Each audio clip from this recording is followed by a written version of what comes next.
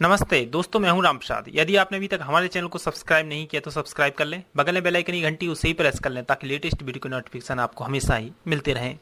दोस्तों, आज हम बात करते हैं चित्तौड़गढ़ किले के रहस्य के बारे में कि आखिर ऐसा क्या है। चित्तौड़गढ़ का जौहर कुंड, जहां जाने के नाम से लोग कांप जाते हैं। जैसलमेर, भानगढ़ और भी ऐसे कई किले हैं जिनके नाम से राजस्थान में बहुत पुराने इतिहास आज भी लोगों के जहन में कई सवाल आते हैं।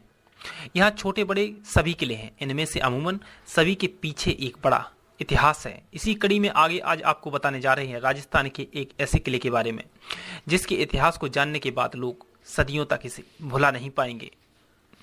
आज हम बात करने वाले हैं चित्तौड़गढ़ किले के बारे में। पूरे साल चित्तौड़गढ़ किले को देखने के लिए दूर दूर से लोग आते हैं। विदेशों से भी इस किले की बनावट एवं विदेशों में भी इस किले की बनावट एवं खूबसूरती की बातें होती हैं। किले के एक एक भाग को बारीकी से देखने एवं समझने के लिए पर्यटकों की भीड़ पूरे साल लगी रहती है। लेकिन इस किले का एक ऐसा हिस्सा भी है जहां जाने से लोग डरते हैं। यह है चित्तौड़गढ़ के किले जौहर कुंड का सच। वहां जाना तो दूर, कोई ख्याल में भी इस जगह के बारे में सोच नहीं सकता।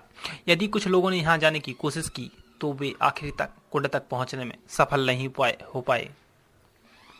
जौहर कुंड को हॉन्टेड यानी भूतिया, नकारात्मक शक्तियों से युक्त माना जाता है। इसके पीछे एक बड़ी कहानी है जो प्यार, दुश्मनी और एक बड़े बलिदान के बारे में बताती है। चित्तौड़गढ़ अपने भव्य किले के लिए जाना जाता है। वहीं यह शहर रानी पद्मिनी के बलिदान से भी जाना जाता है। रानी पद्मिनी शायद इतिहास में इतनी खूबसूरत स्त्री थी कि उनके अलावा कोई नहीं था। उनकी यही खूबसूरती उनकी दुश्मन बनी और तब चित्तौड़गढ़ के इतिहास के पन्नों से जुड़ा एक काला पन्ना। रानी पद्मिनी चित्तौड़ की रानी थी। बेसिंगल द्वीप के राजा गंधर्व सेन और रानी चंपावती की बेटी थी। बचपन से ही उनके माथे पे तेज और खूबसूरती के चर्चे चारों तरफ होने लगे।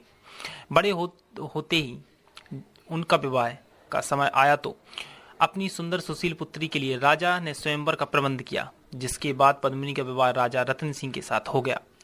राजा रतन सिंह काफी सूरवीर योद्धा थे। उनकी पहले से ही 14 रानियां थीं। कुछ समय बीतने के पश्चात कहा जाता है कि अलाउद्दीन खिलजी की नजर रानी पद्मिनी पर थी, जिसके लिए उसने राजा के साथ युद्ध करके जीत के बदले पद्मिनी को भी मांगा।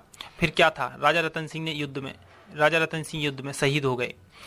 उनके शहीद होने की खबर सुनने के बाद राजा की सभी रानियां एवं अन्य सैनिकों की पत्नियां भी रानी पद्मिनी की अगुवाई में जौहर कुंड की ओर बढ़ी। यह कुंड महल के एक कोने में काफी गहराई में बना हुआ है। घने रास्ते से होते हुए इस जौहर कुंड तक पहुंचे, वहां स्नान किया और जौहर कुंड की अग्नि में कूद गईं। इतिहासकारों के अनुसार इस कुंड में छलांग लगाने वाली सबसे पहली रानी पद्मिनी ही थी।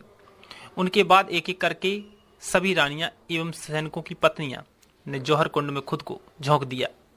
किले का दुर्ग तोड़ जब शत्रु सैनिक भीतर आए, उन्हें जौहर कुंड से चीखने की आवाजें आई। वे उस कुंड के पास भी जाने में असमर्थ थे क्योंकि अग्नि की लपटें काफी तेज थीं।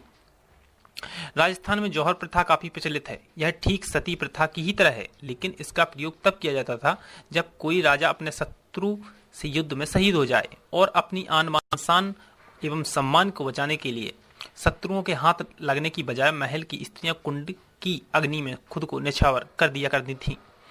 चित्तौड़गढ़ किले के जिस जौहर कुंड में रानी पद्मिनी ने छलांग लगाई थी, आज भी उस कुंड की ओर कोई नहीं जा पाता। आज उस कुंड की ओर जाने वाला रास्ता बेहद अंधेरे वाला है। यहाँ तक कि रास्ते की दीवारें आज भी कुंड की अग्नि की वो गर्माहट महसूस की जा सकती है। साल 1303 की बात है। तब इस दुर्ग में राणा रावल रतन सिंह का राज हुआ करता था और उनकी दूसरी धर्मपत्नी पद्मिनी चित्तौड़गढ़ की महारानी थी। कहते हैं कि उनकी सुंदरता का कोई सानी नहीं था। जो भी देखता वो देखता रह जाता। राणा रावल रतन सिंह के दरबार में राघव चेतन भी था, जिसे राजा काफी पसंद किया करते थे। पर एक दिन राजा ने राघव चेतन को चित्तौड़गढ़ दुर्ग से बाहर का रास्ता दिखा दिया। लाखों सैनिकों की, महिलाओं की जो लाशें हैं, उनके खून से ये जो धरती है ये सिंचित हुई धरती है। तो हजारों जने एक एक जगह पे मरे हुए हैं, क्योंकि बहुत यहाँ पे युद्ध हुए।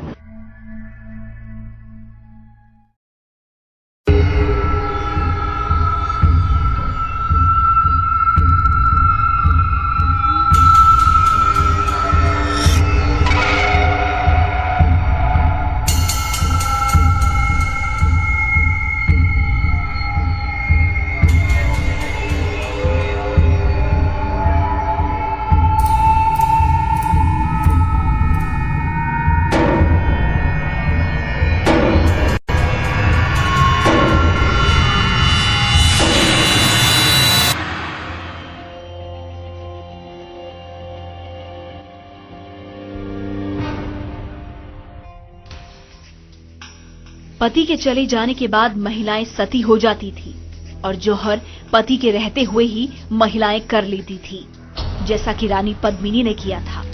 ये वही जगह है जिसे पूरा चित्तौड़गढ़ जौहर स्थल के नाम से जानता है, जहां केवल अपनी मान मर्यादा को बचाने के लिए पद्मिनी ने जौहर किया था। हम यहाँ दिन के उजाले में भी आए थे और रात के सन्नाटे में भी, पर रात का सन्नाटा बड़ा ही अजीब था। हवाएं ऐसे चल रही थी जैसे वो भी इस किले में आकर सहम सी गई हो।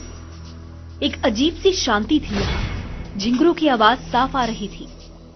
दिन के उजाले में ये जौहर स्थल जितना चमक रहा था, रात के अंधेरे में उतना ही शांत था।